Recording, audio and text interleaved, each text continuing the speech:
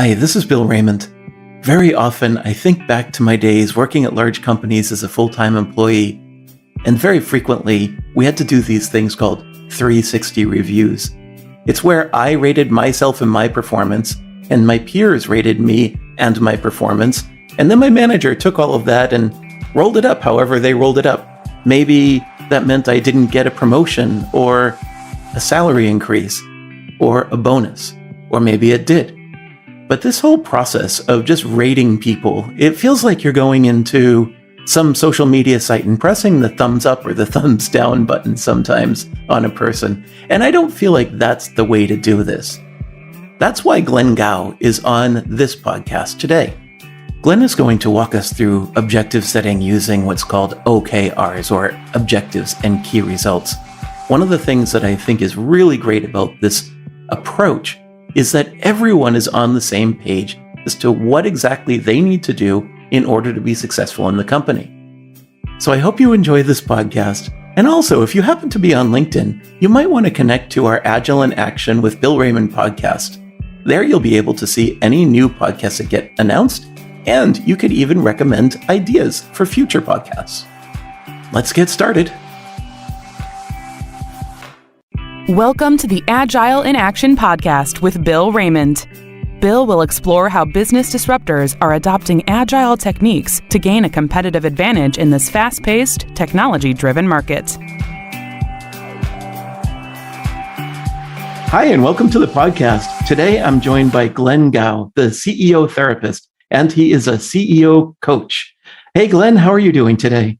Fantastic. I'm really glad to be here. Thank you for having me as a guest. Yeah. I'm really excited about this conversation. It's the start of the new year. We're recording this in January of 2022.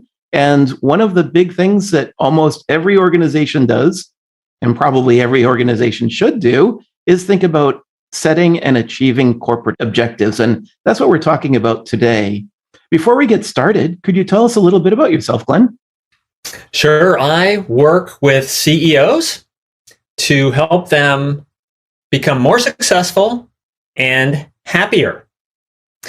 I myself was a CEO for 25 years. And then I went into venture capital, where I started coaching the CEOs of our portfolio companies.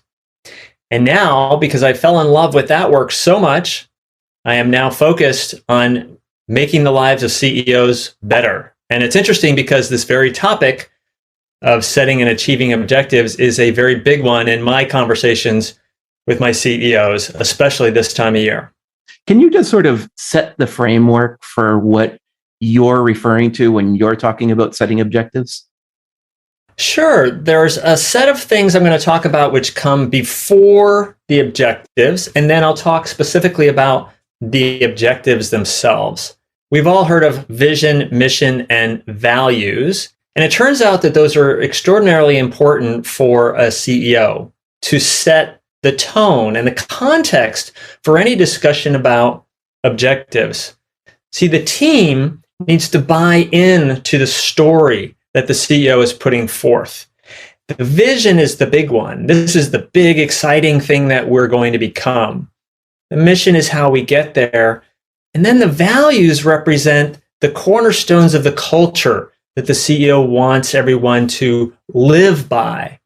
Once people understand those three things, now it's time to step into a practice of setting objectives. Now, at this time of year, a good thing to do is to set objectives for the year as a whole.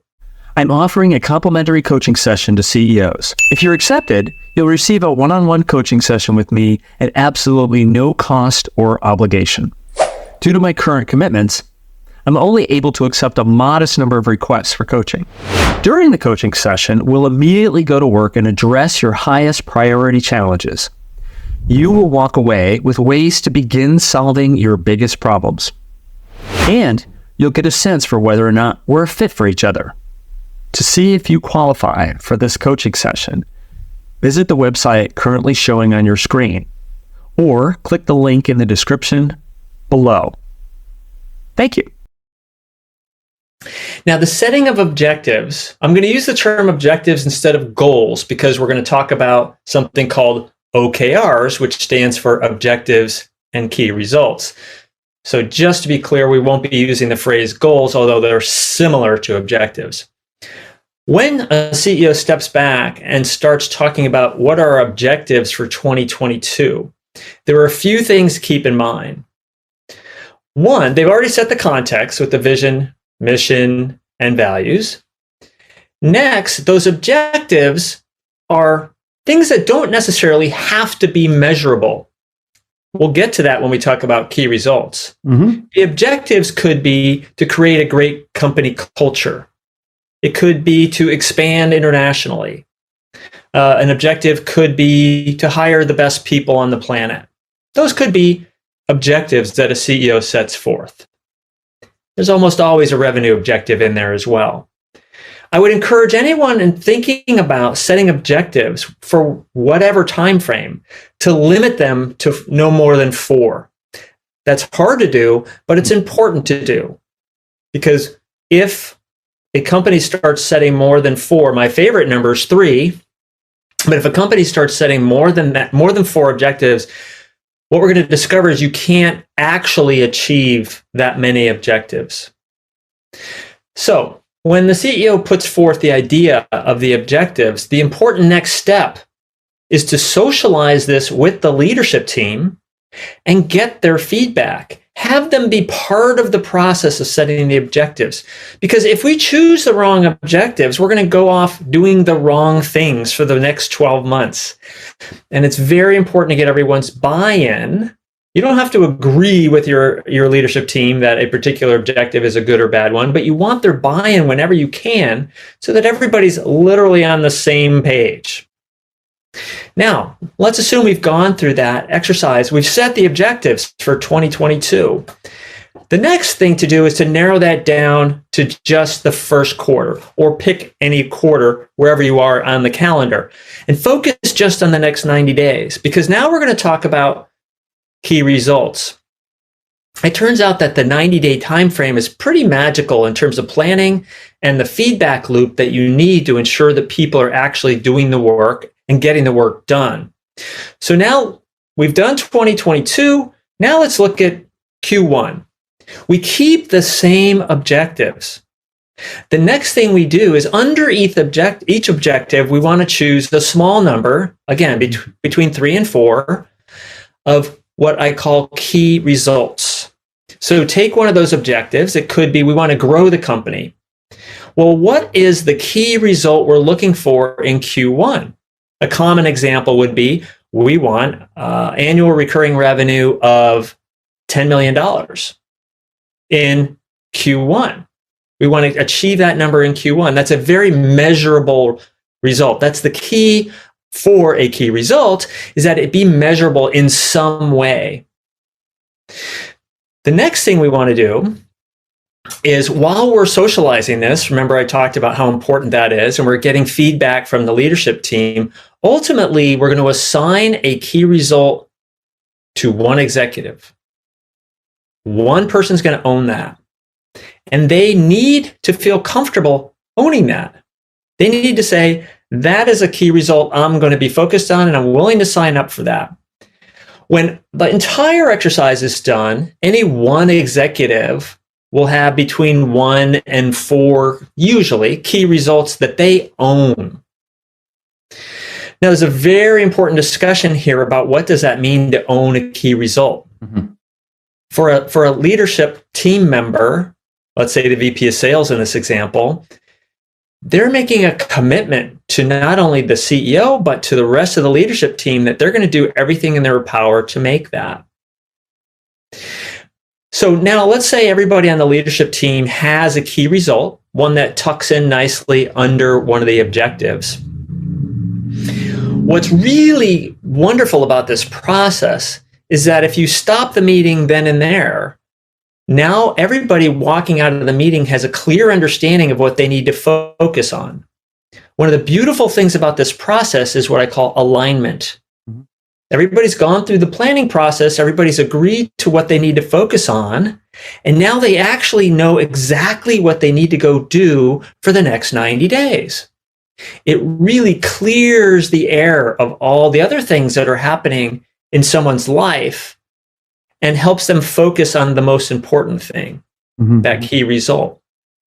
One of the essential elements of signing up and committing to achieve a key result is that you become an executive who says no to things.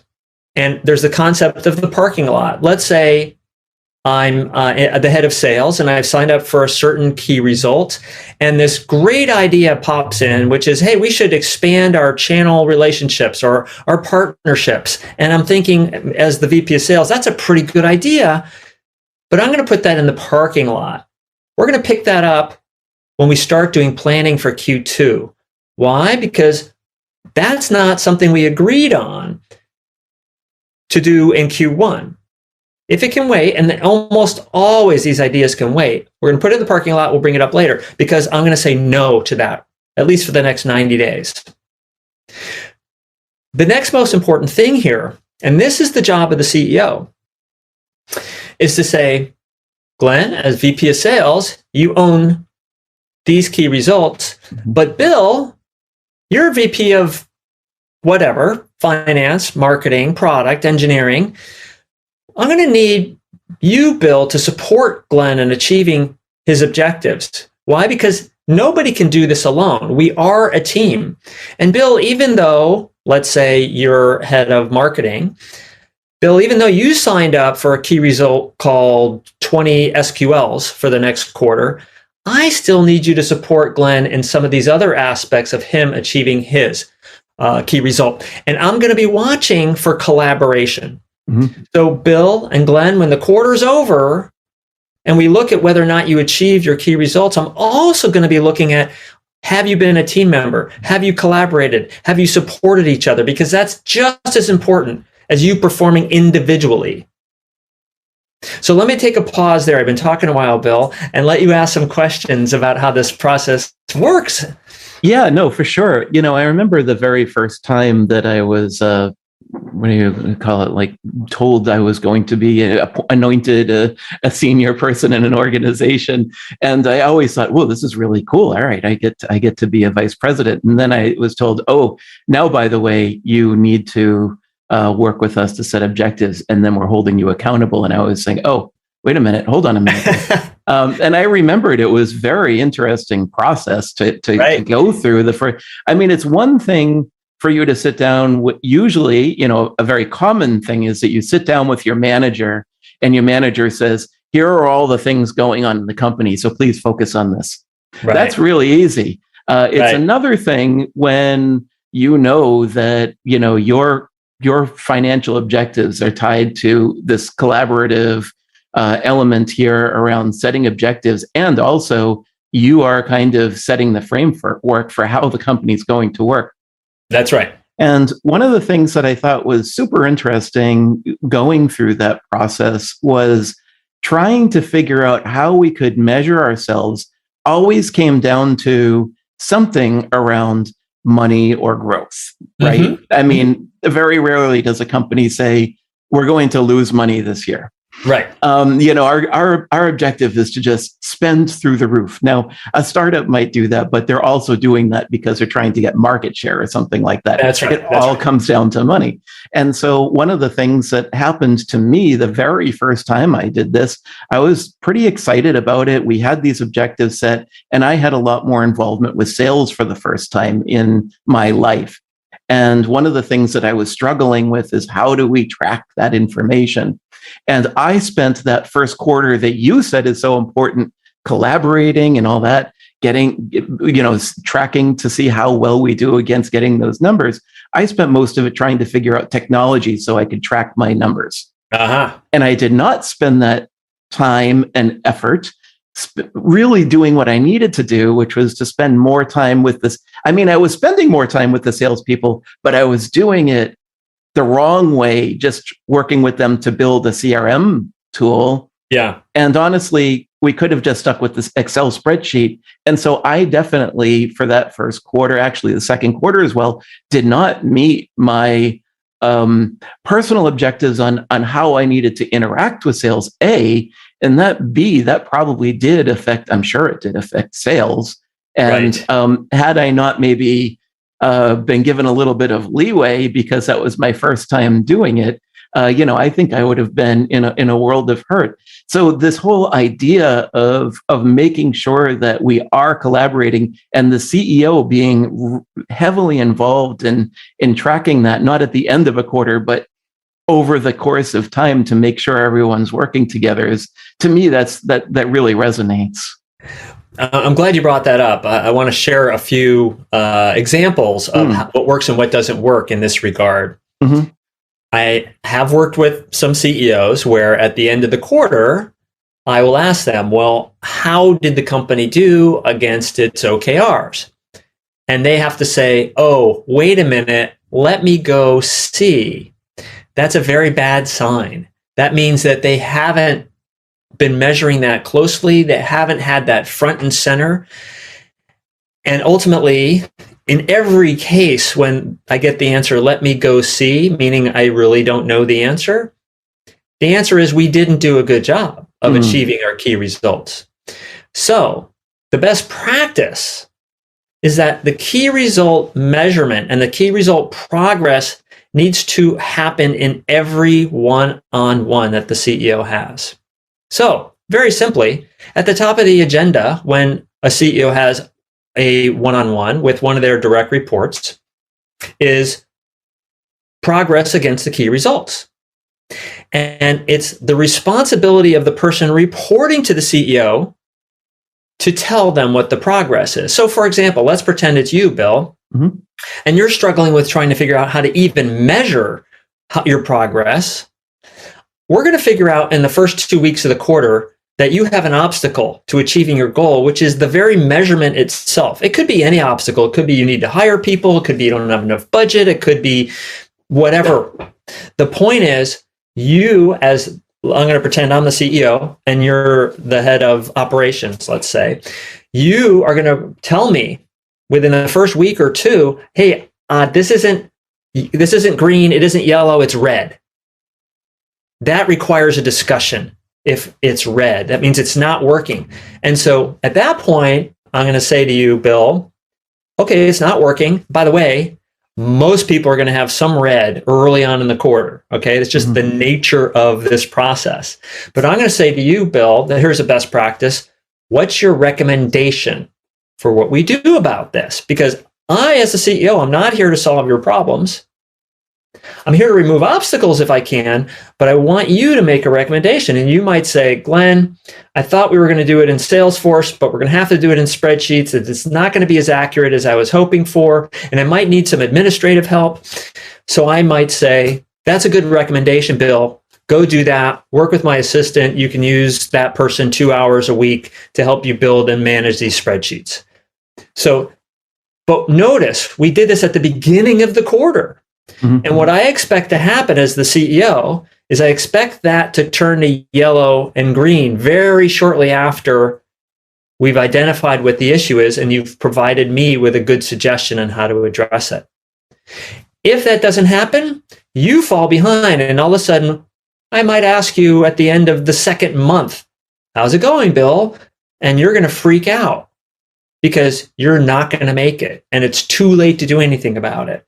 This is why having it as one of the top things on the agenda every week is the only way people are going to stay focused on these issues, which are the key results. Yeah, what's the term? Out of sight, out of mind.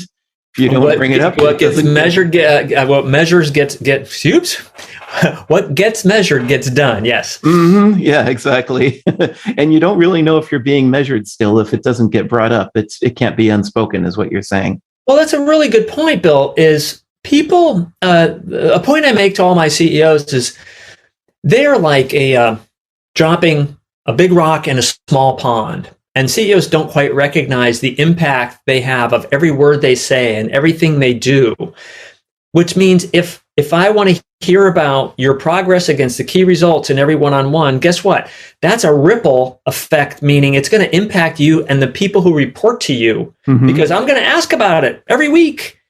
And now you know it's important because it's sitting there front and center. And one of the so making key results important means that the entire organization is going to focus on what they need to focus on to get that done. Sure. So let's use this example of, we said that one of our then OKR is meeting a goal of $10 million more in revenue, right? Right. Okay, so let's just use that as an example, or you can pick another one if you like. Sure. No, that's good. Yeah. So now we're chugging along, and we're in our first quarter. We're doing our review. So the assumption is that we're moving towards this $10 million. There's a good chance that we haven't chunked that $10 million quarter by quarter, meaning we may not look at profitability, and we might look at profitability and see we're only $1.5 million into that objective. And so how does a CEO or a leader kind of look at that and think about how they need to collaborate with their teams to just make sure that there's still confidence that they're going to meet those targets? So let's pretend I'm the CEO, Bill, and you're the head of sales. I'd say, Bill, we agreed that the key result for Q1 is $10 million in ARR. Okay, and you say, yep. Then I'd say, well, Bill, what's your key result for, how do we know we're on track? Give me your work back plan, okay? And you might say, okay, Glenn, I need to be at about 3 million at the end of the first month, maybe 6 million at the end of the second month, and I'm going to bring in an extra 4 million to make that 10 in the third month. Mm-hmm. And we might look at that together and we'd say, okay, that's a reasonable expectation. So in the middle of the first month, we might look and say, are you on track? Because we know exactly what that track looks like, because we've agreed that's what's reasonable to get to the ultimate $10 million. And if after 2 weeks you don't have any revenue, that's a red. And we're going to be talking about that because we know we're behind. If after 2 weeks you're at 3 million already, we're going to be saying, hey, this is looking good. We don't need to spend time on this.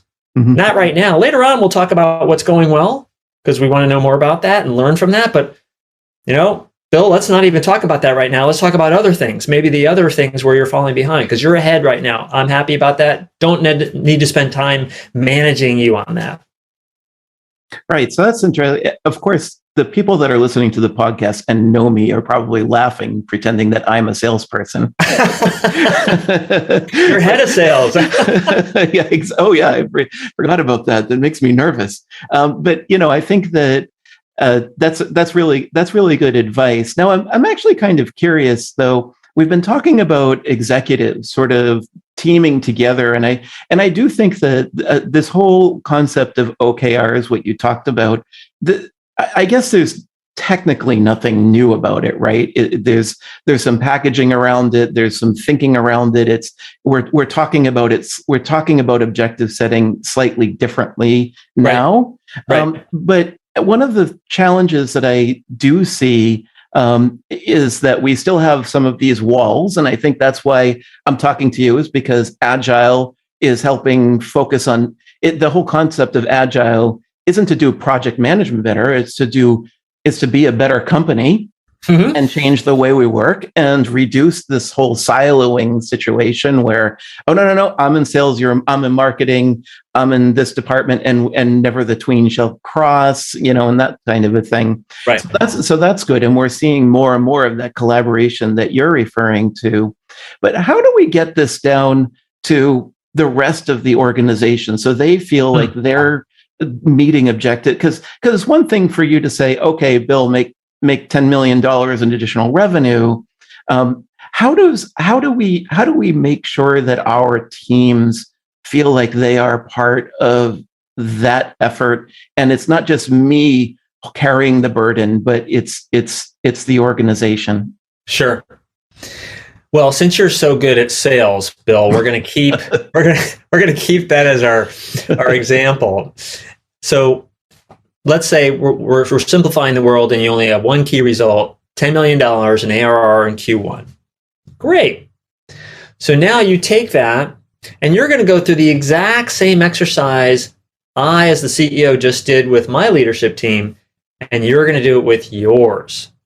And you're going to say, I have 10 sales reps, and they each have a really big quota They have $1 million a quarter quota. Mhm. And you're going to say, our objective, now we just turned a key result from the CEO now to the head of sales has an objective, $10 million in ARR. And now we're going to assign key results. In this case, we might assign a key result to each salesperson, just because of the weird example I'm giving you. But each person now has a key result of, oh, I need to bring in $1 million this quarter. And the same question will apply, which is, what's your work back plan per sales rep? And then we might go even deeper, like, what are the accounts you're going to focus on? What does your pipeline look like?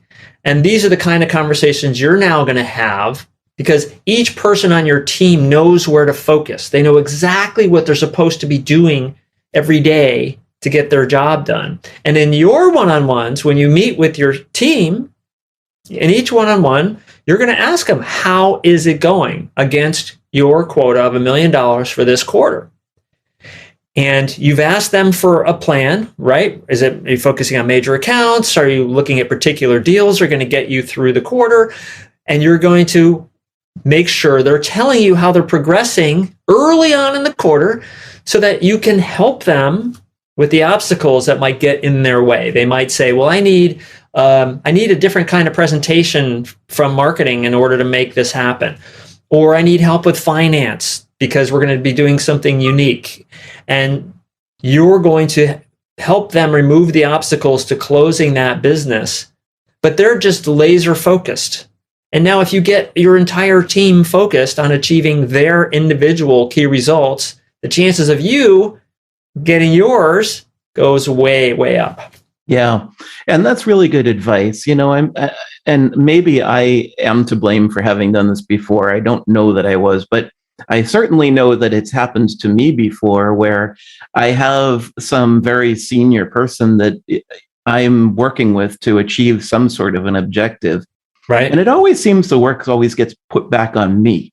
And so I think one of the important things that you're sharing here is that we always have to kind of just keep reminding ourselves, and I know I do this as a leader as well, as I have to keep reminding myself, my objective is to make you successful, help you be successful. And if you say you need these things, I can help unblock them. But one of the things that you have to do is tell me what those things are.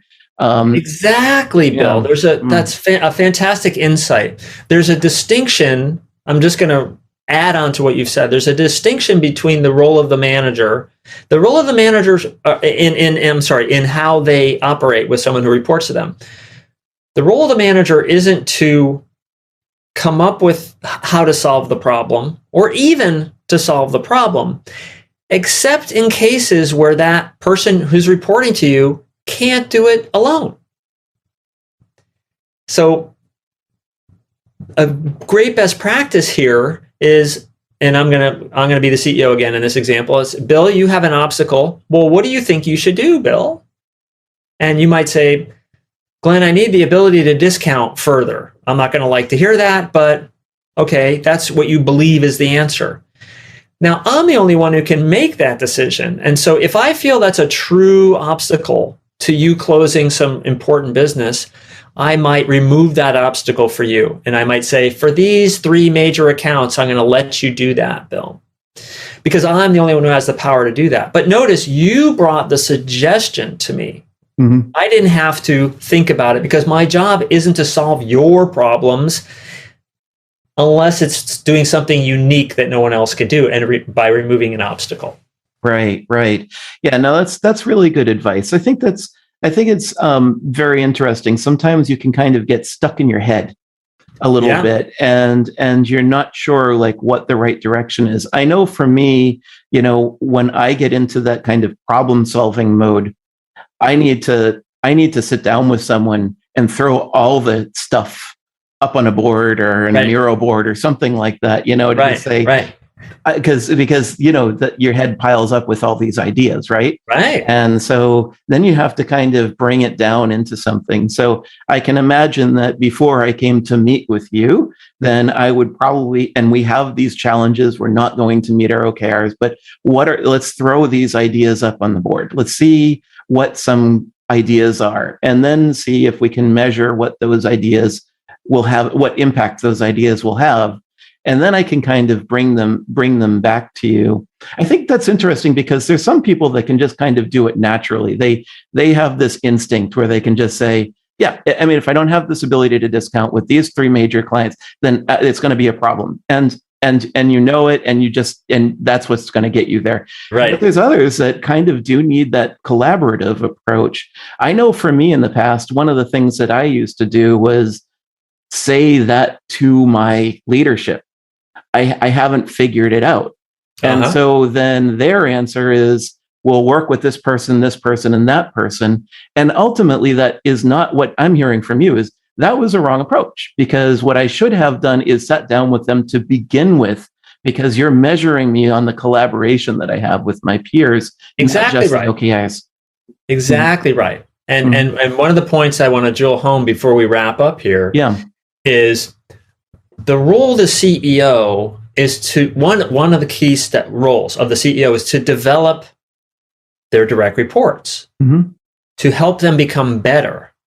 And so what happens, Bill, you're doing it now, even during this conversation, is if I push back to you and I say, we just had a one-on-one, Bill, you told me that the goal, the key result achievement is in a red right now. And you didn't bring me a recommendation. I'm going to say, Bill, go back and work on this. Go back and come up with a recommendation, because I'm trying to teach you how to problem solve. I'm forcing that upon you. And your exact point is right. You might say, well, gosh, I realize now I need to go talk to people in other departments to come up with a recommendation. Then you bring me the recommendation. Now, I might reject it, but more often than not, what happens is, because you've done the hard work, I like your recommendation. And here's what's magical about this whole approach, about a CEO not accepting problems, but rather asking for recommendations, is that what happens is you, as the head of sales, start looking back and you say, you know, the last 4 times I brought a recommendation to Glenn, the CEO, he said, go for it. I don't even need to bring him the next problem, because he's now has faith in my problem solving ability. I'm just going to go do what I need to do next time, because that's exactly what I'm looking for as the CEO, is someone who can make decisions on their own, make the hard calls, and not get me involved, because I have a lot of other things I need to work on. And so there's real magic in that way of managing. Yeah, that's great advice. It's like enabling empowerment. Exactly. Yeah. So let's just say, for example, that we're in an organization. Some of the listeners that are listening to the podcast right now, they might be in an organization where objectives are set, but they're a little bit maybe more fuzzy than they would like, or, you know, they'd like to take a more formal approach like this, and they want to start thinking about how they can have this collaborative and empowerment discussion. What are some of the initial steps that someone should take to move towards this approach? Well, I'll give people 2 ways of moving forward. There's a great book called Measure What Matters by John Doerr. It's a fairly new book, out in the last year. It goes into a lot of detail about OKRs, goes into the history of them and how Google uses them and how many other organizations use them. It takes some studying, though, to dive into the details of OKRs. But that's one way to go, and I recommend people look at that. The other is, this is something I do for a living with my CEOs. And if you are a CEO and are interested in learning how to actually make this work in your organization, just give me a call. Let's talk about it. Let's see if I could be helpful to you.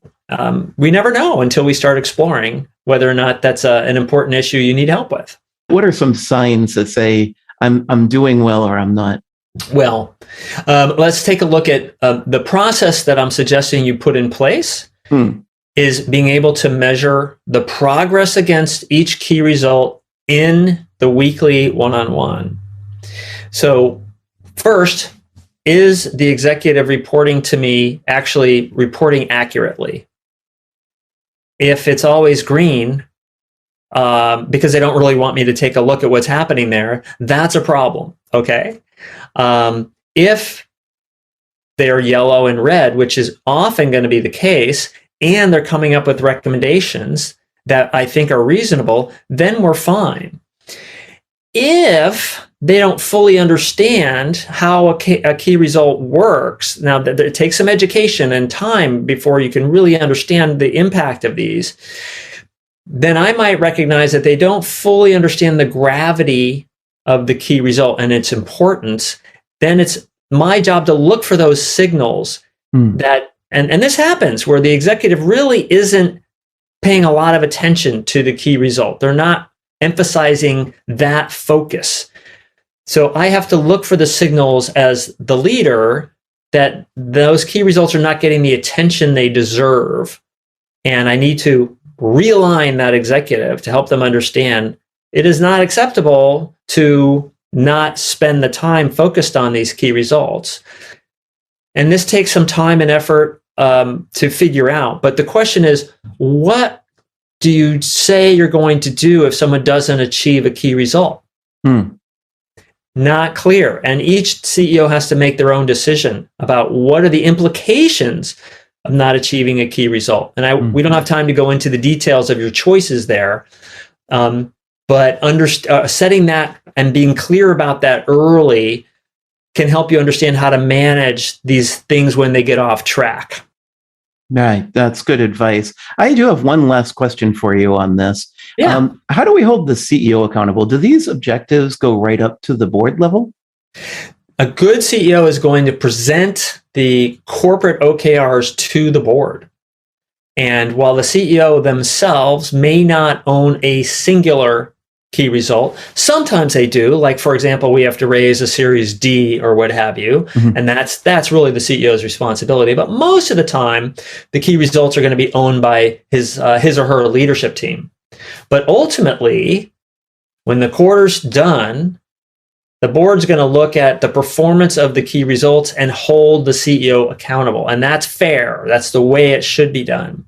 So the CEO ultimately owns all of them, even though they don't own them from a day-to-day standpoint. And I said that was the last question, but I do have one more for you. Sure. I'm curious, how long does it take to build these? Like, when does one start building these objectives and OKRs? In my opinion, the best time to do this is late November, if you're going to be thinking about the next year. And then you narrow it down and finalize it before the year starts. However, I actually am not a fan of just making an annual plan at the beginning of every year. I'm a fan of having an annual plan that rolls forward 12 months every quarter, because we learn something every quarter and we can reset exactly what we're going to be doing. We might change our objectives after the second quarter. We might actually change our overall objectives to, we need to respond to the competitive threat that suddenly came upon us. And if we have a 12-month rolling forward, we can do that more easily. Then ultimately, I'm a big fan of doing this quarterly in terms of the key results. So that's really good advice. Thank you for that. Yeah. So we're not just sort of setting these things at the top of the year and then forever shall they be. Of course, we all know that this isn't real anyway, right? Because like we all know that a pandemic thing can happen at any time now, right? Exactly. And all the objectives can be thrown out the window at some point. But I absolutely appreciate everything that you've shared with us today, Glenn. So Glenn Gao, how can people reach you? Well, the easiest way to reach me is through my website, which is glengao.com, and that's GLENNGOW.com. And if anybody wants to chat with me, I'm always interested in talking to CEOs about their objectives and key results. Yeah, that's wonderful. Thank you. And I'll make sure that your website, glengao.com, with 2 N's, is on the agileinAction.com website along with this podcast. And if you happen to be in your favorite podcast app right now, scroll down to the show notes information and you will see that link there. I'll also put a link to the Measure What Matters book that you referred to and make sure that that's also in the show notes. Yeah, thank you. So Glenn, this is a great conversation today. Thank you for your time. Bill, thank you. I've enjoyed it very much. Yes, I did as well, and you're very welcome.